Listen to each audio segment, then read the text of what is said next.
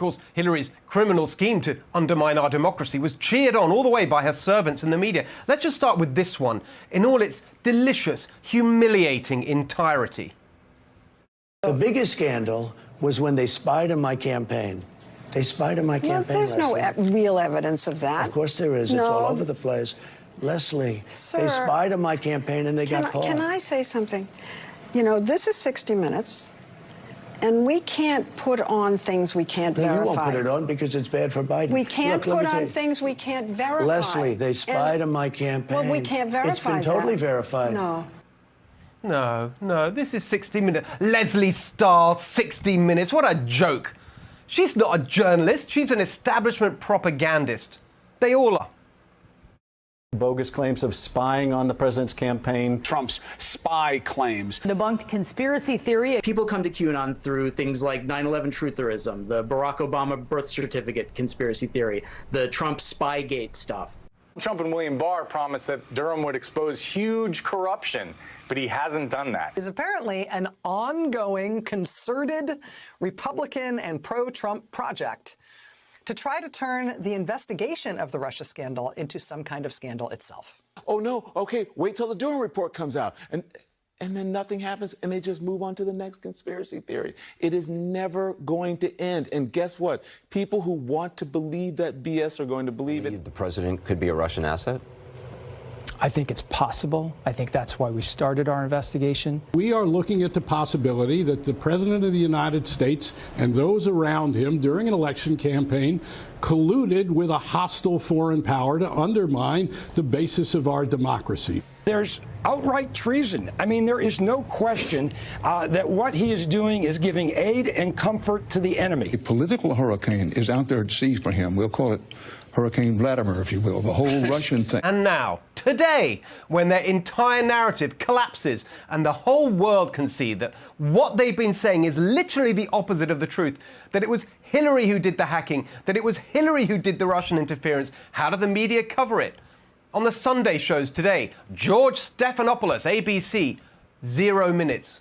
Margaret Brennan, CBS, 0 minutes. Jake Tapper, CNN, 0 minutes. Poor old Chuck Todd. He was bumped by the Beijing Olympics. NBC got to keep that genocide cash coming in. But how much time do you think he would have spent telling his audience today that everything he's been telling them about Russia and the 2016 election for the last 5 years was a lie? New York Times, nothing. Washington Post, nothing. Reuters, AP, nothing. They are so embarrassed they can't even begin to admit how wrong they were. We're back with a Fox News alert. A new report from special counsel John Durham coming out late last night claiming Clinton campaign lawyers paid a tech company to infiltrate Trump servers to fabricate a connection between Trump and Russia. Former acting attorney general under President Trump, Matt Whitaker, is here to react. Matt, you've seen this report. For our viewers, this might be new for a lot of people. What do we learn here? Well, it's beyond outrageous. And good morning, Pete. I'm glad to be with you. What we've learned is that there were spying operations going on both to the Trump campaign and its Trump Tower headquarters. And then when President Trump became president, they continued to spy on him at the executive office of president. And the question it raises for me, Pete, is why was the federal government not defensively briefing President Trump and his team? Circumstantial evidence that the Democrats and the FBI and the Clinton campaign spied on President Trump's campaign. So, yeah, the country sees it. It seems like everything they call us for on misinformation and, quote, conspiracy theory actually turns out to be true. And they're the ones peddling the false narratives all the time. All those years of sanctimonious lectures about Russian hacking and election interference and undermining our democracy, it turns out it wasn't Russia. It was Clinton. They were the ones who did the hacking. It was the Clinton campaign, including the present National Security Advisor and the man now leading Democrats' election integrity efforts who illegally meddled in an election. It was you, Hillary Clinton, and you, Jake Sullivan, and you, Mark Elias, who undermined our democracy. Can you believe these people? Just listen to how they talk. His final target is democracy itself. One of the things that we were trying to explain to the press was this isn't just about hacking and leaking emails. This is about a larger information effort by the Russians. You have a president who, rather than reassuring the American public in American democracy, is trashing American democracy. Every day he's trashing American democracy. But now we know, thanks to these documents, just let all that sink in for a moment.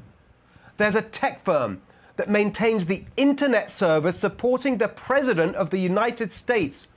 The guy who's the current national security advisor, Jake Sullivan, who just lost the election with Hillary, gets his campaign lawyer, Mark Elias, to hire that tech firm with the White House contract to hack into the White House to try and dig up dirt on the sitting president in an effort to show that the 2016 election was stolen by Russia. And that same guy, Jake Sullivan, is now running around hyping up war with Russia. How can we believe a word he says? Look at what he said in October 2016 when he was working for Hillary Clinton.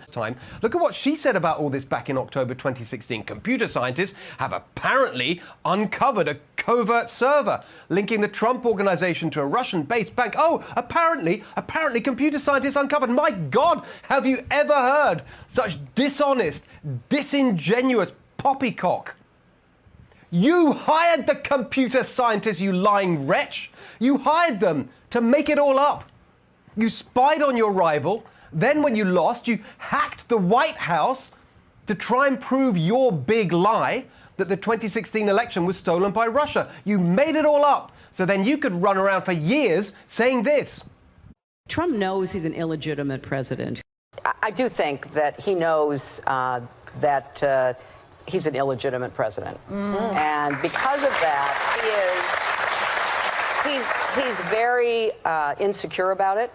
Look what he's trying to do now. I mean, part of the Ukraine scandal that is slowly coming to light is he's trying to figure out how to say, no, it wasn't the Russians, even though our intelligence community and everyone who's looked at this said, yeah, it was the Russians. He's trying to say, no, somehow it was, Obama, Hillary, whoever.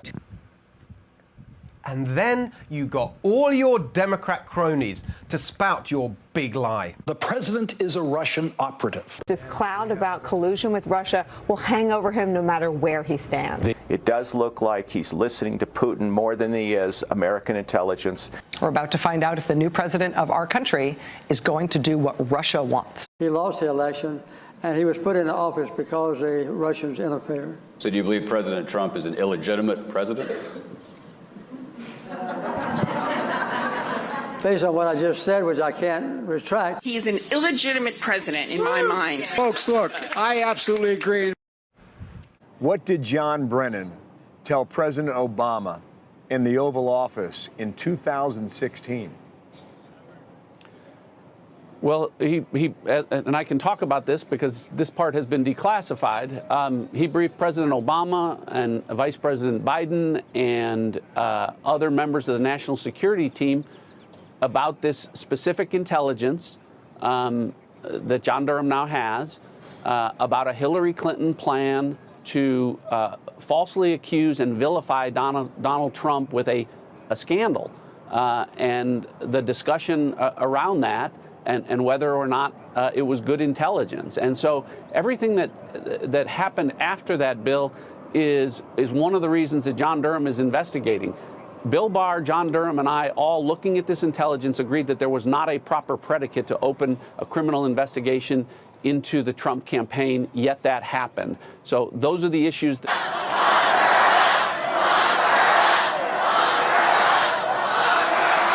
No, but think of this. I mean, Bill Clinton, he's living in fear.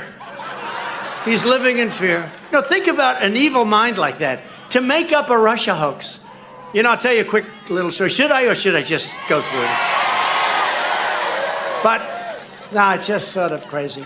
I kept hearing the word, like, Russia, because during my campaign, before you heard about the so-called Russia hoax, people would come up with me and they'd say, sir, my campaign people, sir, do you ever hear anything about Russia? And I said, no, not really. I mean, Russia is Russia, right? They're ripping us off just like every other country in the world. Now, by the way, they're really ripping us because of what they've done with energy. They're making a fortune because of it.